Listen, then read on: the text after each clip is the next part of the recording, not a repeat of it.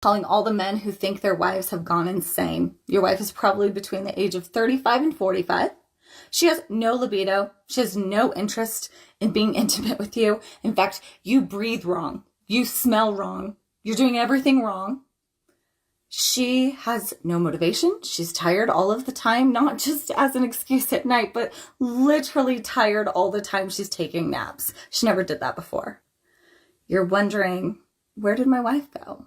She doesn't participate in any of the hobbies that used to light her up. You don't remember the last time you have seen her lit up. She complains a lot about her body aching. She's taking a lot of ibuprofen, maybe a little extra wine. She just feels and looks meh. And doesn't seem like any amount of romance, helping around the house, motivation, nothing you do is helping. Maybe you're even already going to marriage counseling because she thinks it's you. She probably already went to her doctor and asked for help with libido and her tiredness and all of it. And her doctor probably said, it's probably your marriage. And so then she came home and signed you up for marriage counseling. Or maybe I'm talking to the man that it's too late and you're hearing this after you've been separated or divorced. This is perimenopause.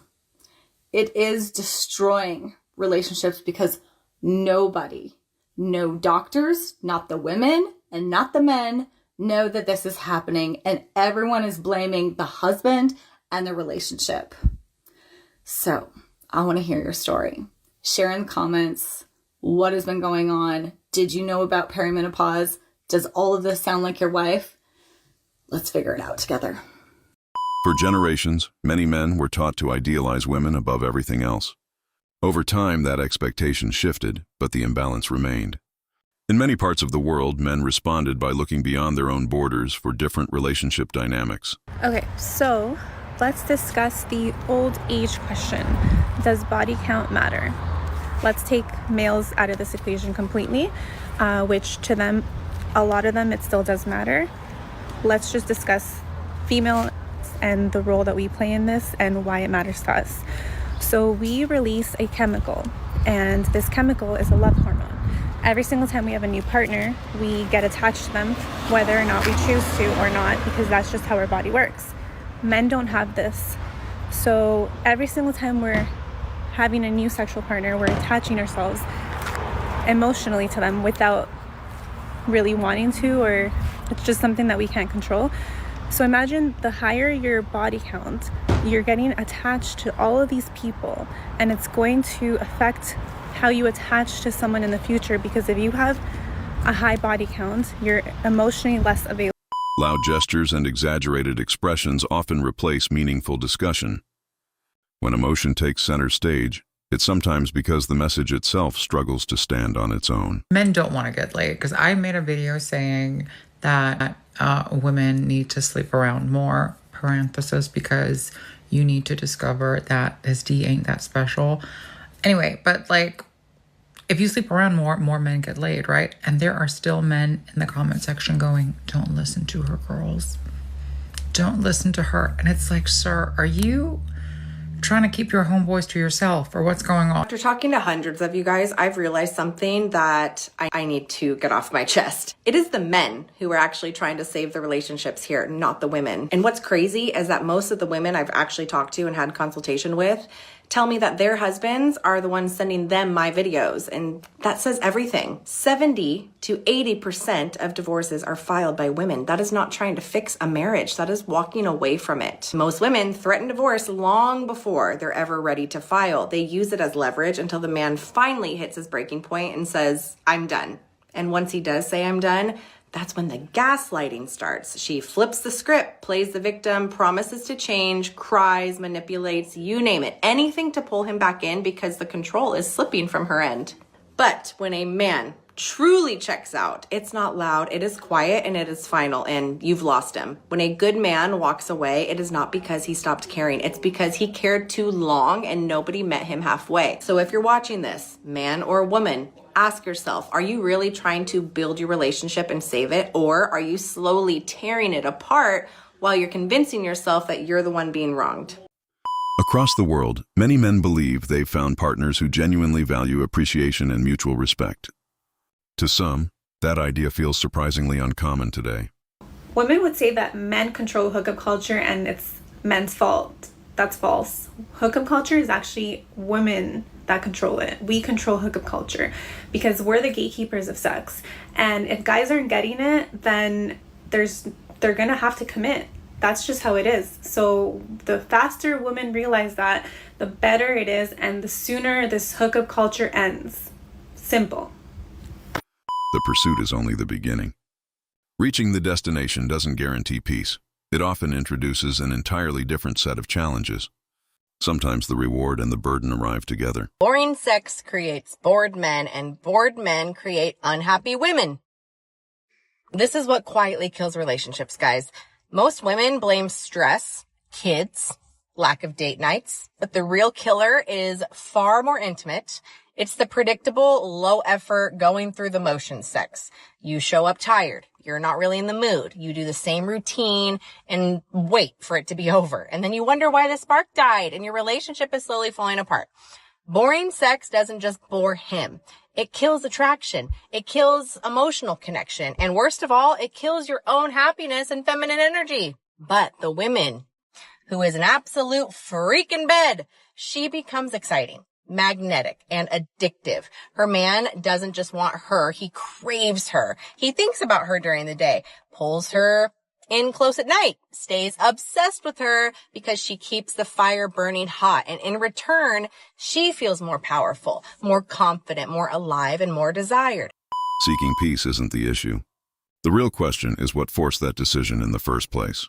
Responsibility doesn't disappear simply because difficult truths are uncomfortable to acknowledge. Oh boy, I think it's safe to say the ladies are not happy with us men, especially those of you who've headed overseas.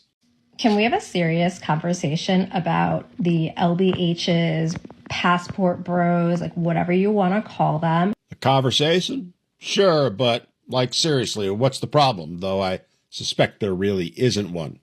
Well, at least not one that men need to concern themselves about, but go ahead. I just don't understand how the most mid-basic level men can leave America, travel to these other countries, and just pull absolute tens, like the hottest girls that you will ever see. How is it happening? Oh, sweetie, that one's easy. Because you see, in other countries, the women aren't like you and most women in the U.S. You know, completely shallow, off the charts delusional. In fact, so far off the deep end mentally, you'd need 2 lifeguards to get back. That is the reality for most of you women in the United States now. You're shallow and judge people by their looks, and only their looks. Whereas overseas, those women value men for who they are as a person, not just what they look like. Not to mention they haven't completely deluded themselves into thinking they're somehow super hot tens when at best they're mids themselves. And that's after they've speckled on so much fake up, the EPA is considering listing their bathroom as a hazardous waste site. So it's really not that hard to understand why men are heading overseas and easily finding terrific women, because that's where they're to be found. Unlike, say, trying to find one lying in her bed thinking she's all that and talking like Moon Unit Zappa singing Valley Girl. And these men, like men that we wouldn't even look twice at, are just pulling them and convincing them to date them. Like, I truly don't understand it. Can someone please explain to me how this is happening and how these men are able to get away with it? The conversation begins with a difficult reality. Respect has to flow in both directions. Unrealistic expectations paired with minimal effort rarely create lasting relationships.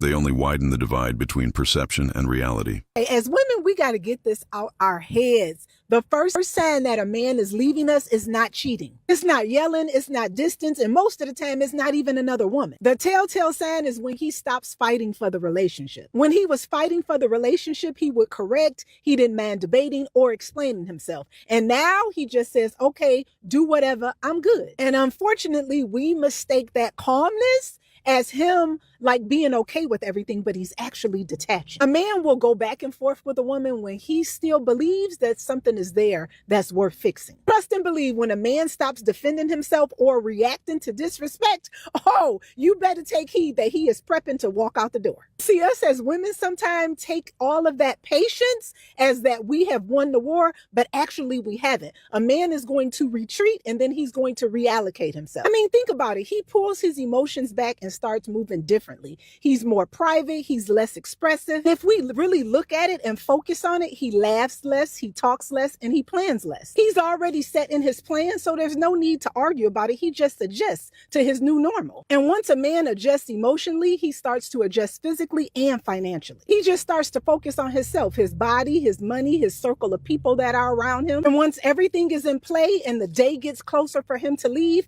and he does, everybody is in shock and don't know where it came from. See, this is where we get slapped in the face. We think silence is stability, but it is a man prepping to say peace. Guys, listen, dating is changing and women are finally feeling it. Like, women are finally feeling it. Listen, the past 10 years, oh yeah, they had their pick of the litter. Guys were sending direct messages. Guys were double and triple texting. Guys were doing everything and anything to get a response back or to set up a date. Guys were actually actively initiating dates and trying to actually pursue and create relationships. And what happened? Women didn't want none of them. So now what's happened? Men have quit. Men don't approach. Men don't double text. Men don't do anything anymore. Men just build their purpose. Men just keep building their finances.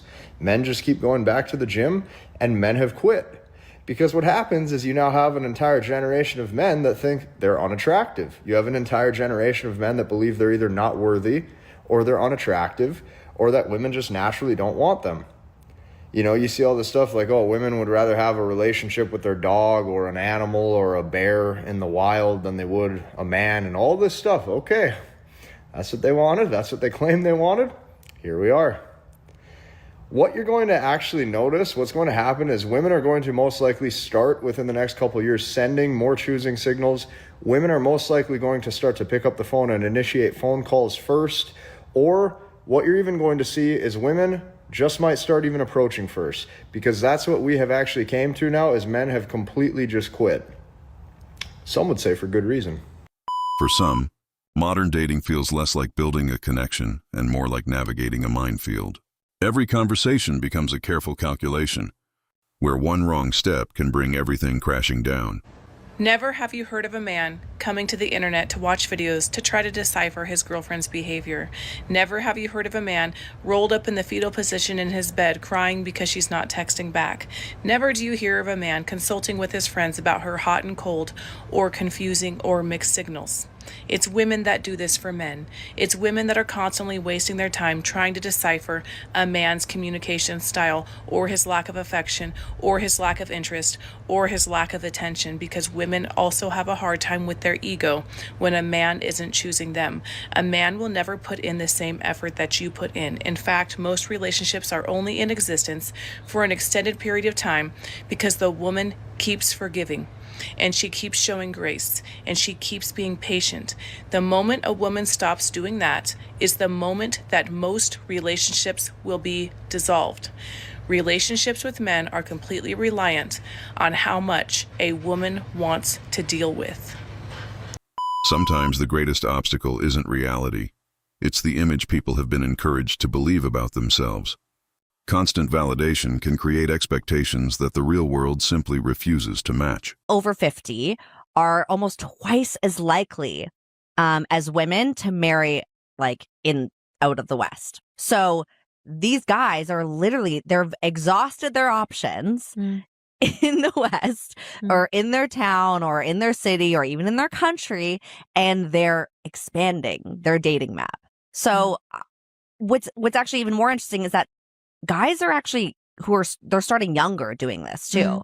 So like guys who are in their 20s and 30s are like, I'm not even going to start like dating in my community. I'm going to look abroad. Many have come to believe the system demands far more from men than it ever gives back, leaving countless people questioning whether the investment is still worth making. It's come to my attention that there are women out there who willingly choose to be with men who don't make them come.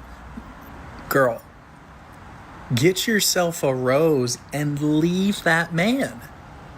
Why are you putting yourself through that miserable existence? You're telling me you enjoy his company so much that you're allowing him to not make you finish? Bullshit. We fought too hard for these rights to have them stripped from us and thrown in our face, okay? You're setting us back. You're better than that. Mixed messages have become impossible to ignore.